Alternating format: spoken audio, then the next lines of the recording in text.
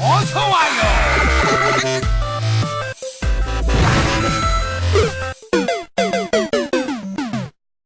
저그전이고요. 저그전에서 이제 서치가 안 됐을 때 원배럭 더블인 것처럼 하면서 투배럭 아카데미로 뚫는 빌드예요. 꽁승 빌드. 완전 꽁승 먹기 좋은 빌드. 이제 초보분들이 승호를 낼 때 저그전하기 좋은 빌드. 일단 이 빌드는 어떤 자리에서 쓰냐면 저그 같은 경우는 총 같은 경우에는 이제 오버로드를 시계 방향으로 보냅니다. 5시 같은 경우는 7시로. 왜냐하면 이게 시계 방향을 보내면은 상대방 앞마당 언덕 쪽에 올라올 수가 있기 때문에 이런 식으로 오버로드를 시계 방향으로 보내거든요.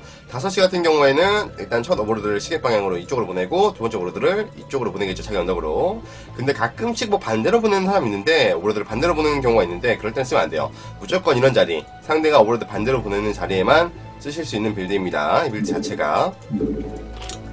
일단 일꾼을 9마리까지 찍으세요. 일꾼을 9마리까지 찍고 8마리째 나오는 SCV로 서플라이 디프스 찍고요. 그 다음에 11마리까지 SCV를 찍습니다. 11마리까지 SCV를 찍고 서플 완성시킨 SCV랑 10마리째 나온 SCV랑 한 마리씩 나가서 하나는 배럭을 찍고 하나는 서플이 된다. 하나는 서치를 보내주세요. 서치. 일단 저 같은 경우는 오버로드 오는 방향 반대쪽으로 이제 서치를 보내주기 때문에 한시 같은 경우는 이제 똑같이 시계 방향으로 보내주겠죠. 오버로드랑 서치 오는 거랑 같은 방향으로 보내주는군요. 그러면서 일꾼을 계속 찍으세요. 일단 여기까지 원배럭 더블 똑같아요. 서치 보내주고요. 서치 보내주고 이제 봤죠? 상대방 12 앞마당인 거 보고 오버로드가 7시로 먼저 간 걸 봤어. 네, 입구 쪽에 오버로드가 안 오는 걸 봤어. 와봤자 들어간 말이.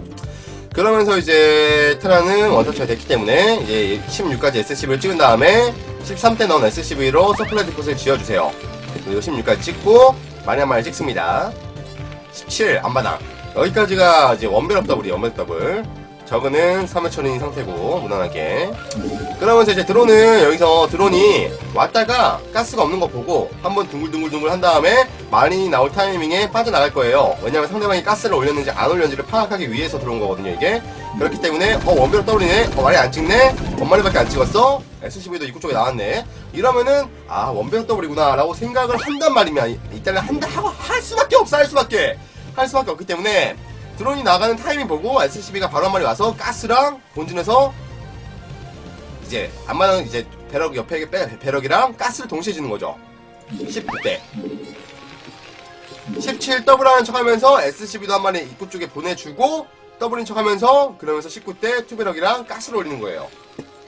여기서 이제 저그가 솔직히 잘하는 적이라면은 드론이 이 상황에서도 한 살짝 들어와가지고 배럭 커맨드를 찍고 있는지 안 찍고 있는지 보는 경우가 대부분이거든. 근데 여러분들은 잘하는 저그들을 만날 일이 없기 때문에 그냥 갈 겁니다.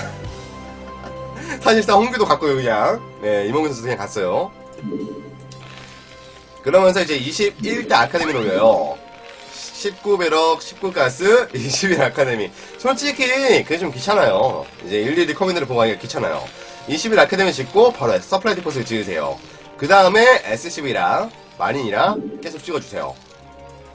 그리고 23대는 SCV 먼저 찍어주고 그 다음에 투배럭이 완성이 돼요. 그때 투마린이 찍어주면 딱 26이 되겠죠. 그러면서 최대한 ESCV 살려주세요. 그리고 여기서 조심하셔야 될 게 여기서 저기가 가끔씩 안마나 먹고 팔링 찍는 경우 있거든요. 압박 올라고.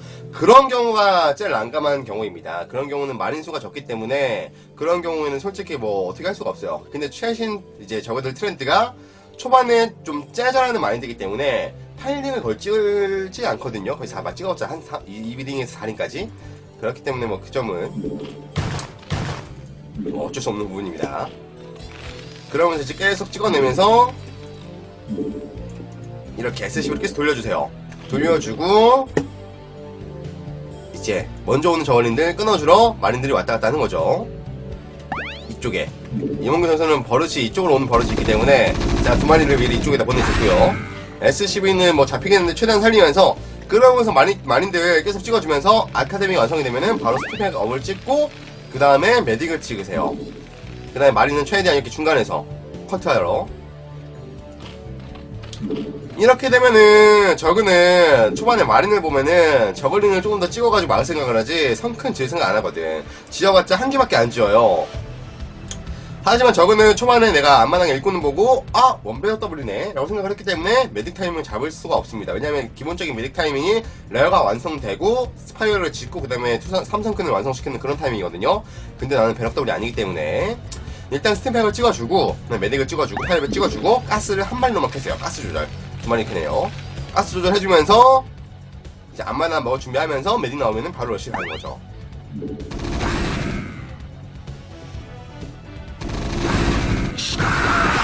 이러면은 뭐 저거 입장에서 대처할 수 없겠죠.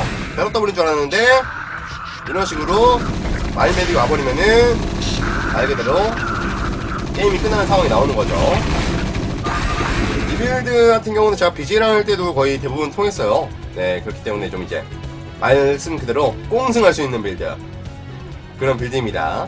그리고 여기서 이제 만약에 상대가 성큰을 많이 지어져 있다, 많이 지어져 있으면은 마린 메딕 빼고 입구 쪽에서 입구 쪽에서 대기시켜주면서 앞마당 커맨드 늘리고 무난하게 운영 가면 돼요. 당연히 불리하겠지만 그래도 좀 초반에 이렇게 꽁승을 먹을 수 있는 빌드라는 거